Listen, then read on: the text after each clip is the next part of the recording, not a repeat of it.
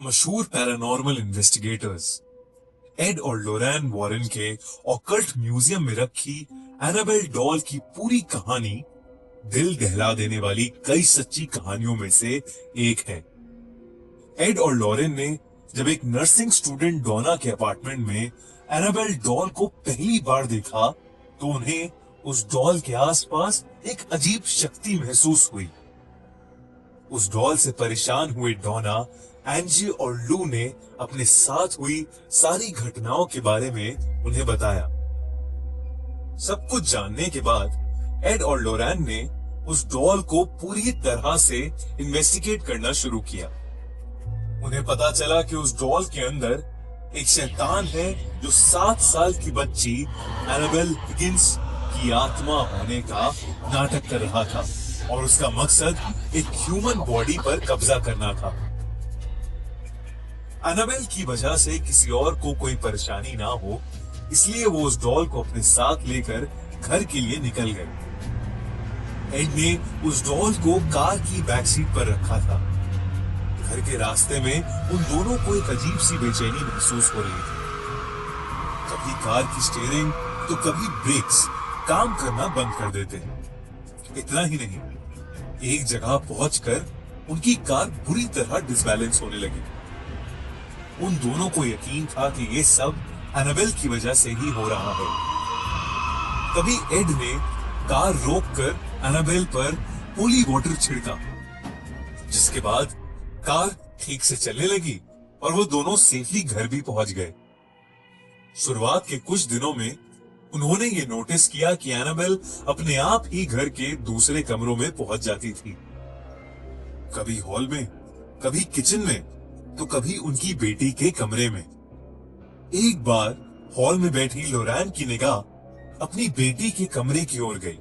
उसने देखा कि वो एक छोटी सी लड़की से बात कर रही है और एनाबेल डॉल उसके पास वाली चेयर पर पड़ी है। लोरेन ने उन्हें देखा ही था कि उस डॉल ने अपनी गर्दन घुमा के लोरेन को घूर के देखा। अचानक से कमरे का दरवाजा बहुत जोर से बंद हो गया। लोरेन भागते हुए उस कमरे तक गई, लेकिन दरवाजा अंदर से लॉक हो चुका था। लोरेन ने कुछ चांट किया और वो दरवाजा खुल गया।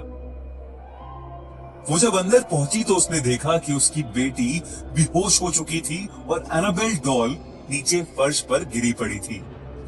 ये देखकर वो बहुत डर गई। जब उसकी बेटी को होश आया तब उसने बताया कि वो एनाबेल नाम की एक लड़की से बात कर रही थी। फिर अचानक उसे चक्कर आए और वो बेहोश हो गई। उस रात एड के साथ भी कुछ बहुत अजीब हुआ। एड अपने कमरे में सो रहा था जब उसे किसी छोटी बच्ची के हंसने की आवाज आई। उसे वो आवाज किचन से आ रही थी। एड जब अपने बेडरूम से निकलकर वहां पहुंचा तो उसने देखा कि एक बहुत छोटी सी लड़की फ्रिज के पास बैठी है और वो एड को देखते ही पर्दे के पीछे जाकर छुप गई। एड को पर्दे से बस उसकी परछाई दिख रही थी और पर्दे के नीचे उसके पैर। एड को ऐसा लग रहा था कि उस परछाई में उस लड़की के हाथ में एक डॉल है। एड अपने हाथ में होली वाटर लेकर जैसे ही उस पर्दे के पास गया, वैसे ही पीछे से उसके कंधे पर किसी ने हाथ रखा, जिससे वो चिल्ला उठा। पीछे मुड़ने पर वहां लोरेन खड़ी थी जो उसे किचन में देखने आई थी। एड ने दोबारा पर्दे की तरफ देखा तो वहां कोई नहीं था। वॉरेन्स ने अगले दिन ही चर्च से एक प्रीस्ट को डॉल का एग्जॉर्सिज्म करने के लिए बुलाया, पर उस प्रीस्ट ने उस डॉल को उठाकर उसका मजाक बनाया और उससे कहा, तुम सिर्फ एक डॉल हो और तुम किसी को चोट नहीं पहुंचा सकती।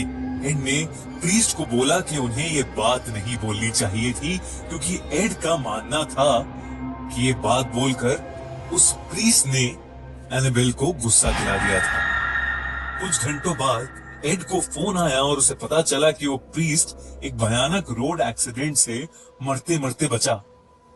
इस इंसिडेंट के बाद वॉरेन्स ने एनाबेल के लिए एक स्पेशल वुडन केस बनवाया और उसे अपने ऑकल्ट म्यूजियम में रखवा दिया। वॉरेन्स जिंदगी भर काफी सारी अजीबो गरीब चीजों के बीच रहे थे, लेकिन एनाबेल उन सभी से बहुत ज्यादा भयानक और डरावनी थी। चाहे कोई भी इंसान क्यों ना हो, वो उसे किसी भी हद तक चोट पहुंचा सकती थी। इसीलिए वॉरेंस ने हमेशा के लिए उसे एक वुडन लॉकर में बंद कर दिया।